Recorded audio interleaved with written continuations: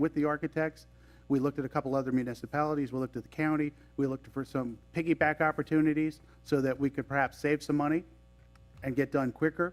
We weren't able to do that. Unfortunately, we were not successful. We do have, the town has a continuing services contract with CPZ Architects.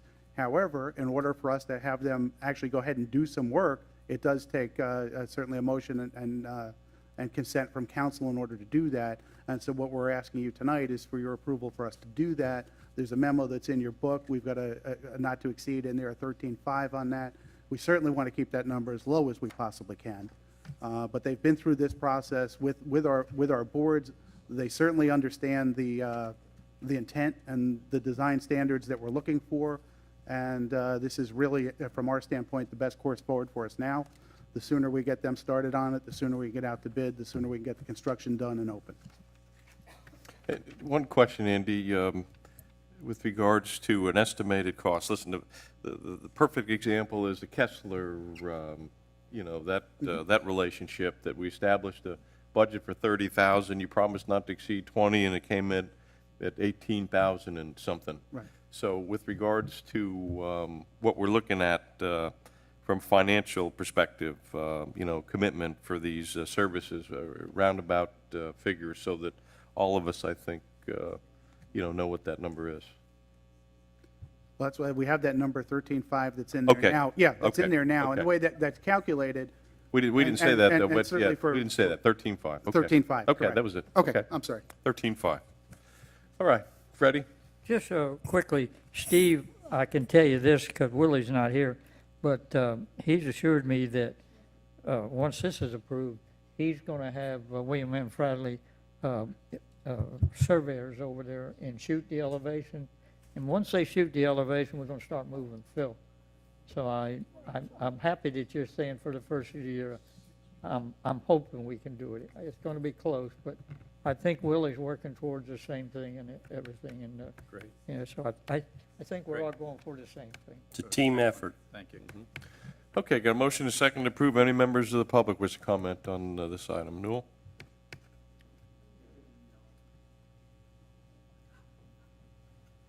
Which one are we on? Which one are we on? 12. Architect. Oh, the architect. That's what we're on? Yes. I've heard nothing about it being a complete plan with all the details, the size, the elevations, the quality of what the fencing's supposed to look like around the rink, what the playground's supposed to look like, the elevations, nothing. You're just going to approve it and let the damn architects do it again. I don't like architects. I don't trust architects unless you tell them exactly, specifically what it is you want, how it looks. You're not going to get what you want, and then you're going to have to pay for it. It's in the contract. Unless you give them specific instructions, and you have given them no instructions at all. This contract should not go forward until you have the complete design, the way it's supposed to be, what the fence is supposed to look like. And we're sitting here arguing about what the playground equipment. I see 6 pieces of playground equipment for $100,000. Not a playground, 6 individual pieces. That's the next item we'll talk about. But as for the contract for the architect, for the plans for the park, I have been arguing and saying we need to have the complete set, so if someone wants to do something like dig out for the arena, which people have said they would do, they could go ahead and do it and know where to put the dirt. You also have to have a cleanup plan prior. You've got all of those containers out there that have to be gotten rid of. That's going to cost money. You've got to clear the property still. You've got trees in there that are good that have to be removed and placed somewhere. You don't have a plan at all. You don't have any idea what you're going to do. And you're going to give it to the architects? My God. You're nowhere to be right now, and you shouldn't go forward with this and give them any money whatsoever, because it's just going to be a waste at this point.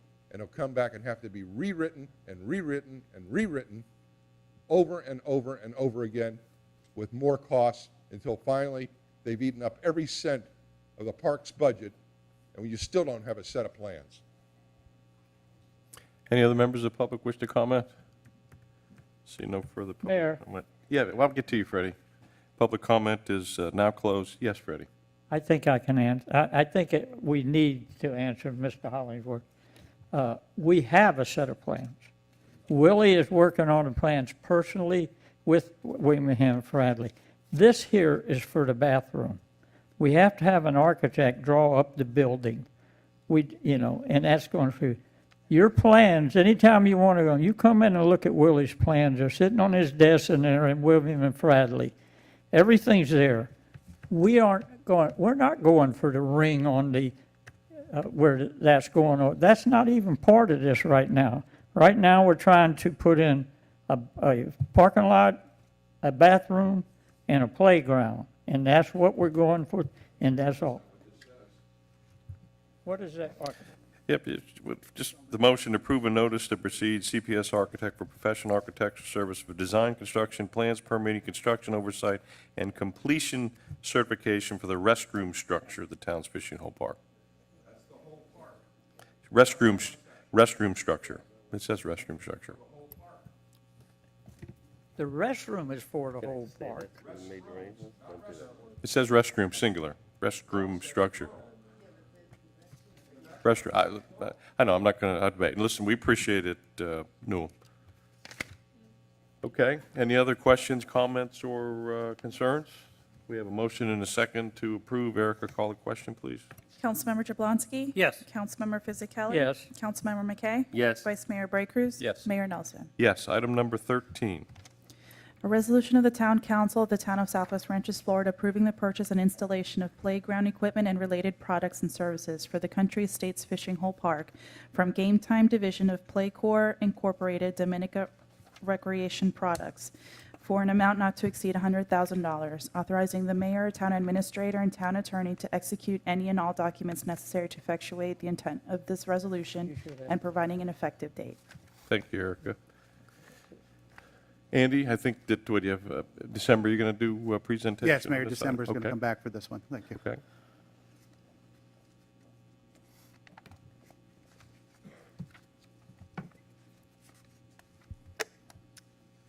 Erica, did you give the council members what I gave you Yes. earlier? Okay.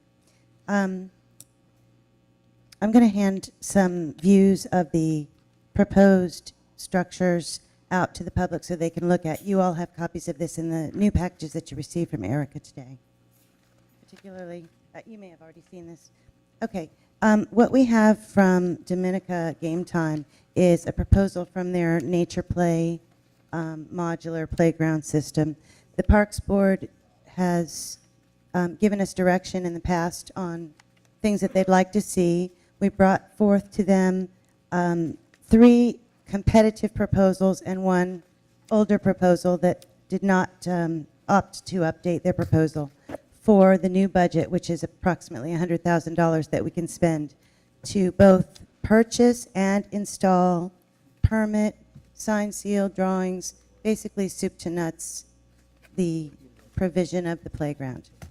I requested these proposals from manufacturers that I've worked with before who provided services to our city before. And working within the budget that I gave them, originally we had $29,500 in grant funds and $29,500 in matching funds to work with. When we got the Phase 3 grant, that upped our playground to a much more doable number. Otherwise, it would have been a swing and a slide. But out of that $100,000, we're going to spend a considerable portion on all of the other things like permitting, et cetera. So you see, it's not all just for equipment.